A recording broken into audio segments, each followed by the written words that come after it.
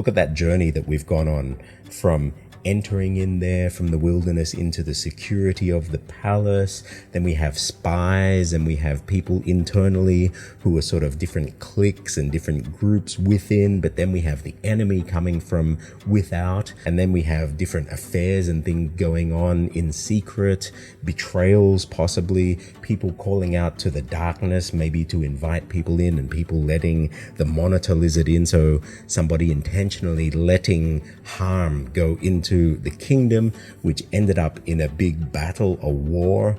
The White Lotus was destroyed, and then they were sent out into the wilderness, and you saw the sea monsters attacking and the battles there. It wasn't over, but then finally they've recapitulated and they've come back to harmony again within the palace.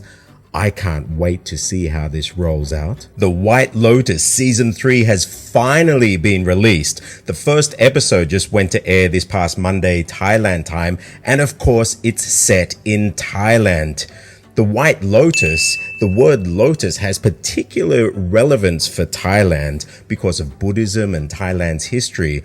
In fact, you can see most official brand names of banks and other state institutions will generally have a logo in the shape of a lotus. This is how important lotuses are in Thailand.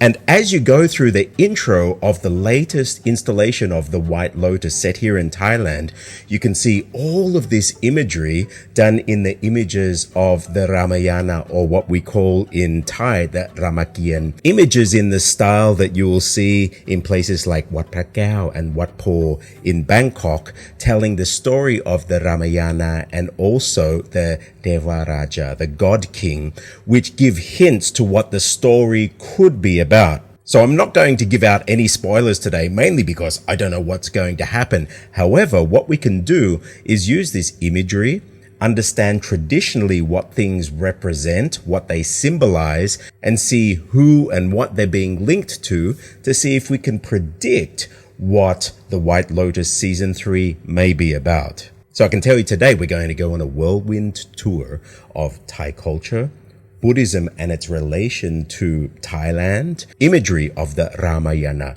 or the Ramakien as we call it in Thailand, and how it's been woven into Thai myth and Thai legend. And then what different key symbols, what colors mean, what different characters, different animals, what relevance all of these things have to Thais in general. This stuff is just baked into the OS of most Thais. And I mentioned the operating system of the Thai people. I'm the author of Cracking Thai Fundamentals, How to Install a Thai Operating System for Your Mind. And so when you learn the language, it's not just language, it's cultural and a whole lot of other things that need to sort of sit in there to get the language running. So if you don't have a copy of that, grab a copy. So I've broken down these images into 37 images. I actually did a bit of homework first in the images and I went through them. The way that I'm going to do today is I'll play the clip, but because of copyright as well, I'll make sure that I'm pausing and not giving anything away or too much. I just want to get still grabs of each of these pieces of artwork. So this is actually the final piece of art that you see just before it goes into the show. But here you can see the striking red color. So just remember, when we see red, we're thinking either royalty, wealth, or sometimes warfare and hell. Okay, first image, what do we see? We have white lotuses here. You can see an elephant down in the bottom left corner and a bird, an elephant in the jungle. And then also, if you have a look here, you see all of these lotuses in the pond. And then you can see up here more elephants and trees and jungles. So this is kind of setting the scene. Now, elephants in Thailand are auspicious creatures. And actually, we have the Chang Phuek, or the albino elephant, or albino, however you want to say that. But that has special significance also. And they would be considered as something auspicious and given special attention to. So just remember, elephants play a very important role. And down in the bottom left here, you see these kind of angel-like figures, maybe monkeys. They've got breasts, so they're naked, and they're kind of like nymphs. And often you will see that nymphs or any of these kinds of creatures will often allude to illusion that happens, or maya, magic, things that are there to deceive us or that we can use to deceive other people. So look at that, just the first picture of 37 images, how much imagery we have. And so now we've jumped out further, you can see more elephants there, and you can see now these little nymph things have taken center stage to the jungle. So this is setting the scene. And now have a look at these. These are what we call dedi. The dedi are these spires that shoot up into the heavens, and we can see the shadows of the dedi now towering over the jungle. Okay, so we have more elephants here, and now it's starting to look like we're seeing relationships start to unfold here. So maybe these two are the mother and father, and this is a child looking at the baby elephant. And I don't know how much relationship the name of the actor actually has to each picture. I'm sure we'll see as the movie rolls out. So let's see. But this kind of looks like a family situation where the parents are looking after the kid. Okay, so we see these two kind of nymphy things again, and we zoom out. And now we see, this almost looks like a changpe, so maybe the sacred elephant, and we see hounds here as well. So hounds are often symbolic of the dangers of the jungle and the threats that are out there to attack us, that we need to be on guard for. And we see these animals up here. Now maybe these are similar to the kinari. The kinari you will see are normally these female goddesses that look like birds. They've got wings and the bird's feet, like stork's feet. You'll normally see their breasts, but these beautiful female faces, often with the headdress on. So these aren't full kinari, but when we see these kinds of nymphy things in female form, they're normally the things that allure us out, or they're part of the illusory world. And you can see them sitting up there out of harm's way, just looking over what's going on to what could be a tragic situation down below. Okay, so now we have in this next image some interesting things. We have what looks like a leopard ready to pounce there, and we have deer in the water. So deer are usually symbolic of innocent things, innocent animals.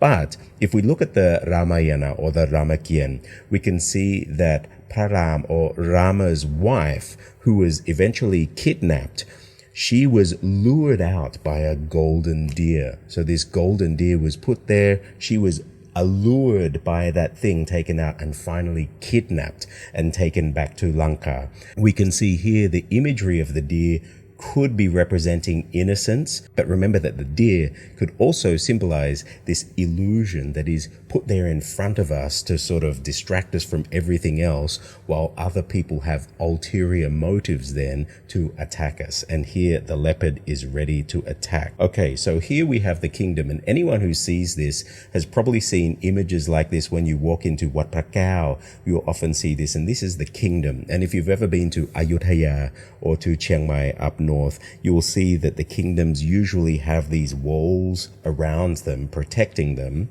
and you'll see harmony and people just doing their daily stuff inside, all happy. And these ladies, they're the consorts, sort of sitting there doing their thing.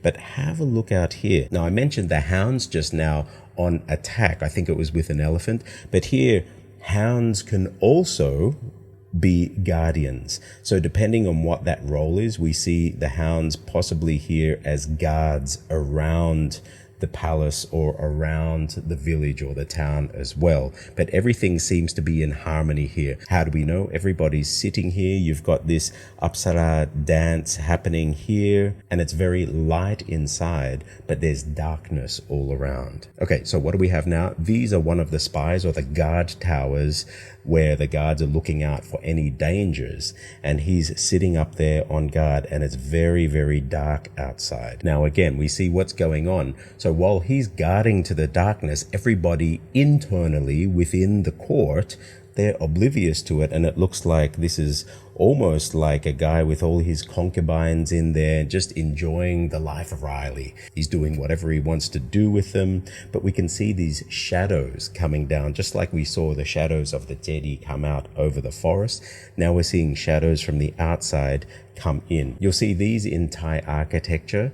They look kind of like deer horns that are pointing up, and different regions have different ones. These are called chofa. It basically means like something jutting out into the heavens. And so the the different periods of time and different geographic locations will have different versions of this architecture as well. Now, look at this. So it looks like we have a tower here and we have some people down there that maybe this person here doesn't realize that the person up top is looking down on them. And so it seems like this guy is receiving a secret message from somebody and not realize that he's actually being spied upon, all within the court. So again, we have intrigue within the court. But now we're outside. Notice how the color has changed, and we have this monitor lizard here that's gone in. And so if you're walking around Bangkok in Suan Lumpini Park, you will see these monitor lizards everywhere. They won't attack you. They won't bite you. Some people who aren't used to them will get a bit shocked.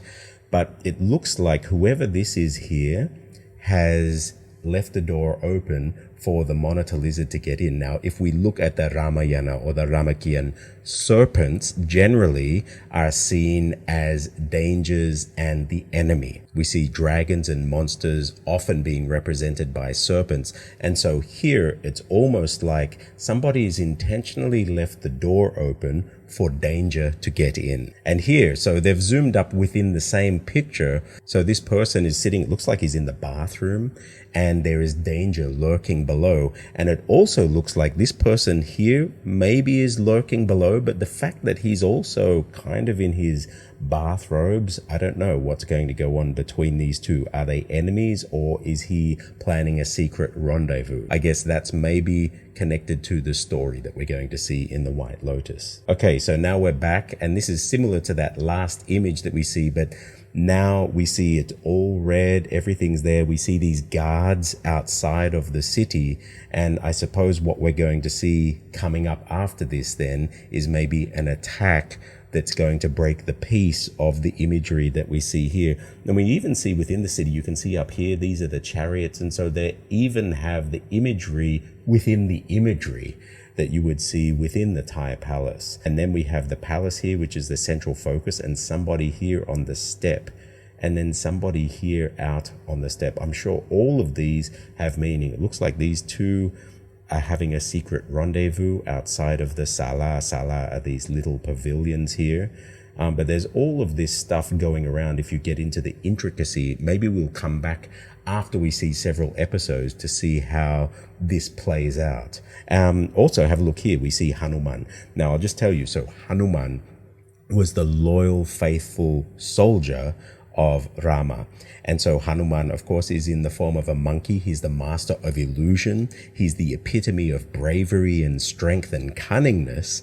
And so at many times he'll use his magic and ability to fly to go and deceive and thwart the enemy as well. So here we see Hanuman down there below, and Hanuman often will be out of the picture. In fact, in one of the sub-stories that you'll see Hanuman actually shrinks himself down to the size of a mouse to get into Lanka when he's doing reconnaissance to find out where Rama's wife Sita is. So you can see Hanuman here sort of crouched down low, not taking center stage, but he's there and he's ready to defend. And you'll see here on both sides, there he is. So when you see white monkey, think of Hanuman.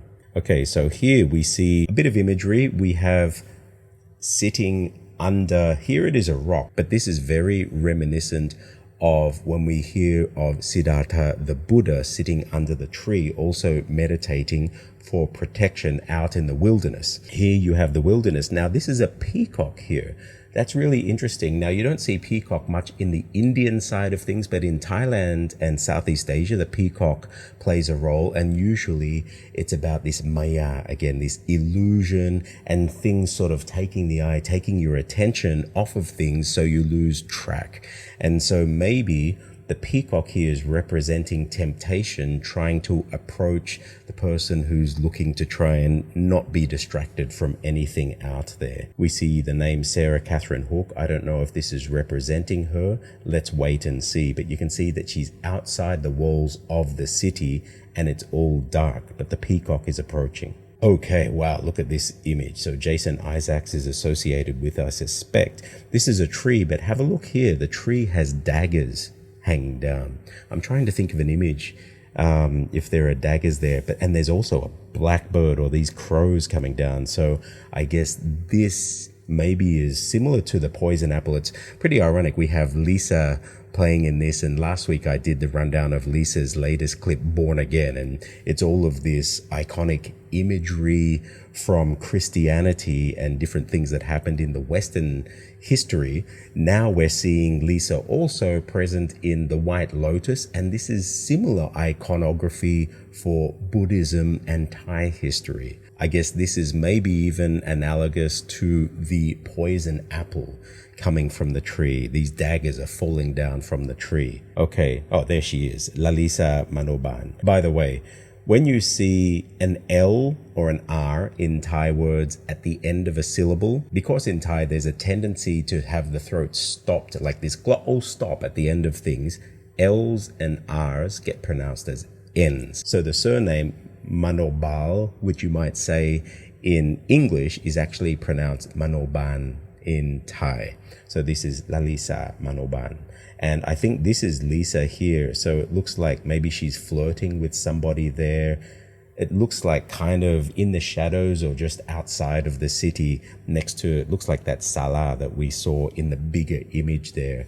While these people here are maybe oblivious to their secret rendezvous or meeting. And here you see, it's got Michelle Monaghan's name, but sitting there topless. Now, this is very common to see in art all around Thailand in the temples, that the women were topless. It's actually since the cultural edicts in 1939 to 1943 that there was a mandate saying that you actually had to wear full attire, almost similar to Western attire or polite attire, no matter where you were from in Thailand. But before that, it was quite normal to see people and women going around in imagery topless. And so in much of this artwork, we'll also see that here. Now, somebody is up here topless with the darkness out there. So maybe it's signifying that somebody from the outside is looking in on them when they think that they're safe here. Or maybe they're looking to appeal to somebody outside of the walls. I'm not sure. Let's see what happens in the story. Okay, so you notice the colors are changing. Just now they were all dark, and within the palace we see it's red, but now we see the color is very kind of bluey gray with this creamy tinge outside. So this is starting to get outside. It's not within the palace, and it almost looks like it's getting into dangerous areas. These are like the Kinari nymphs out there. So we're not within the walls of the palace or the city now, and we have animals and danger. Now this is very similar to what we see in the Ramayana when Hanuman goes across the ocean. And we'll also see the sea monsters coming to attack as well. This imagery is very similar to that. And so right now, although it looks at peace, it doesn't feel like they're in a safe place and there could be dangers lurking, but it's definitely in a new foreign zone or land. And you have these animals out here, which we didn't see within the city. Okay, so now we have a fish, we have lotuses, and of course we have someone floating. Now, I don't know what that is coming out of the nose, but it looks like the person may be dead, floating out there. And so here we have death maybe floating outside of the palace, and here we have the lotus coming up. And of course the lotus, I didn't mention before, but why is the lotus so important? The symbolism is of something coming out of the mud, and it's being able to make its way out of the muddy, dirty waters and then come up to the surface and bloom. So this is like the enlightenment. And then when the flower comes out, the lotus, we call it in Thai, ban. So when it blooms out there, then you've reached enlightenment. And also the lotus covering us as a protector is like when the Buddha or Siddhartha was out there, and the lotus covered and protected from the arrows and the attacks from outside of where he was, and he was able to reach the state of enlightenment through being protected through that. So this is the symbolism of the lotus here, and we have the lotus here put in juxtaposition with, I guess, death and drowning. And then we have the fish here. Now, fish and sea animals, sea monsters are usually seen as the enemy and something there almost to protect the evil person and his fort so that the good person doesn't get to them. And so these sea monsters are there as an obstacle, and they're seeing this person floating. Okay, so here again, we have what looks like a lady sitting there with almost a kinari looking kind of bird. There you can see breasts again on the bird sitting there at the edge. And all of these lotuses are here, but we also see these sea animals. Now, they may be normal fish, but they also could be monsters that just haven't attacked yet. And we can see Kun Lek Patordi, which is the older Thai lady, the owner of the resort in the show. Maybe this is her. So maybe she's looking on her youth and her beauty that she used to have, and she's sitting out there outside of the confines of the palace, reminiscing on her beauty. And bang, it zooms up there, not far, because this is within the same image. We have these two monkeys. Now, I mentioned Hanuman was the monkey. The other time that we see monkeys will be when monkeys come together as soldiers, as just the general people that will come and be the masses to help the good side attack. So they're the soldiers. However, there are cases within the Ramayana where there have been spies sent out by Tosakan or Ravana into the good guys' camp. And so here we have these monkeys which represent just the normal people, but it looks like they're conniving. Maybe they've got an e-cigarette. I didn't know if those existed way back then, but it looks like they're out there doing drugs, sitting, plotting and conniving, not too far from the walls of the actual palace. And we see these two blackbirds out here, which could be ominous, with white lotuses in the background. So now it's getting darker, and we have the crocodile. Of course, sea animals, they're a danger. The danger approaches. What is coming? Bang, look at this. Okay, so we have the bird. The birds are beauty, this illusory beauty. And so maybe this character is so involved with her own image that she's not aware of the crocodile lurking about to pounce. And here again, we see fish down here. Okay, it's getting darker in the scenes here, but you can see it's, instead of a bluey dark, it's turning into a red dark, and we see shadows up top.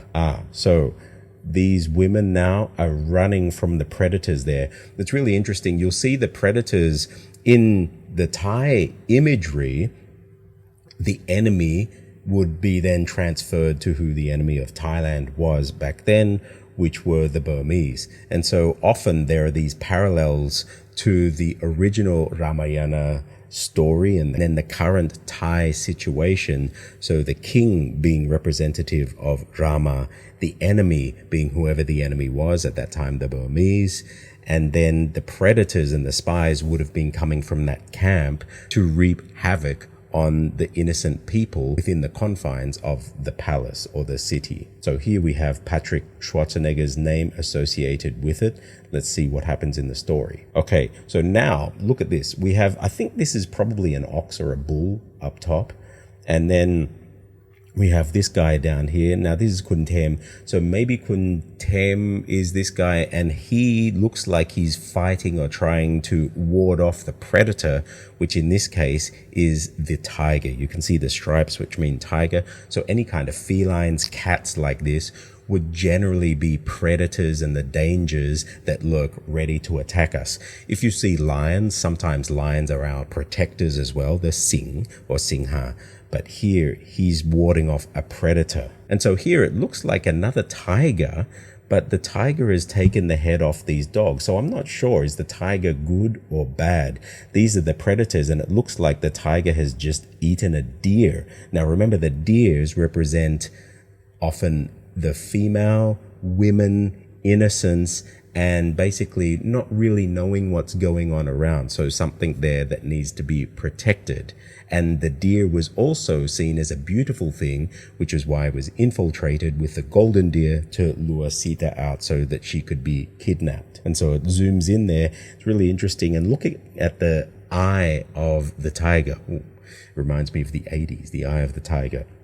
You can see the eye almost looks like a snake's eye there. Okay, now the monkeys, the troops are coming. Just remember, the troops are generally the troops to defend the good side. So it represents the community coming together to go on attack at whoever the enemy or the predator is. However, within those troops, you may have infighting and all of this stuff that causes chaos and confusion, which could hamper the progress of the good side. Interesting, up here you see you've got the mummy, almost looks like the mummy and baby on her back as well, but they're all headed out looking like they're heading into battle. And you see here, it looks like they're attacking, so they're climbing up ready to attack. And what's this? We have a snake dangling down. So the snake represents the poison, the attacker, the predator. And so why is a snake being dangled down there at the monkeys, which are usually seen as good troops? Okay, so you have the ladies. So maybe the monkeys actually aren't good here. Maybe they're bad and they're attacking the ladies and they're trying to ward off the monkeys with the snake. It'd be interesting to really see what this snake represents here. And so now we see the city in chaos. And so this is like the final war scenes of the Ramayana or the Ramakien. And we can see here we have the giants, we have the sea monsters fighting. This is almost like the crocodile, I guess. These giants, now giants play different roles. If you go to Suvarnabhumi airport, you'll see the different giants. They're huge. They're in the main check-in level of the airport. These are very symbolic of Thailand. So giants can be sometimes the enemy. So you would have Tosakan, but sometimes they're on the good side. So giants would be something that are of immense power that need to be controlled, but they can also be the enemy. The fact that it has a red face here could be the son of Tosakan, who is also a master of illusion. But the fact that they're looking like they're fighting to defend the city, they may be good giants here. We see war breaking out. We see the elephant here going to battle. So elephants are majestic, but they're also instruments of battle, of warfare, like the tanks of old. And we see people here with their weapons. And here, oh, this is the first time I see the Thai writing. I can read here, it says Bua Kaew. So this is White Lotus. So obviously this whole area here represents the White Lotus. This is how you write the word Bua. So Bua means lotus, and then white is Kaew. So you might have heard the name Bua Kaew. That literally means white lotus. The way that Thai works, it's not an alphabet. It's not like A, B, C, D in English. Thousands of years ago, this brilliant system was invented by the Indians, and it was basically a GPS for the mouth. So it's broken into 5 rows where you have the back of the mouth, the palate, the roof of the mouth with the tongue rolled back, the teeth, and the lips. And so the alphabet is basically arranged as a GPS for your mouth. And so Bua starts with this letter. If I click into Thai now, you'll see there. And so the initial consonant will have its role, and consonants and vowels are different species. If you've learned from my Cracking Thai Fundamentals course, you would know that. And so the way that the vowels would work is that you have this ua vowel here. So we have ua. And so whatever letter it is would clip into there, so that becomes Bua. So you can see this is the bu. The bu is usually cup shape, so Bua. And then we have this word here, Kaew, and again this first letter.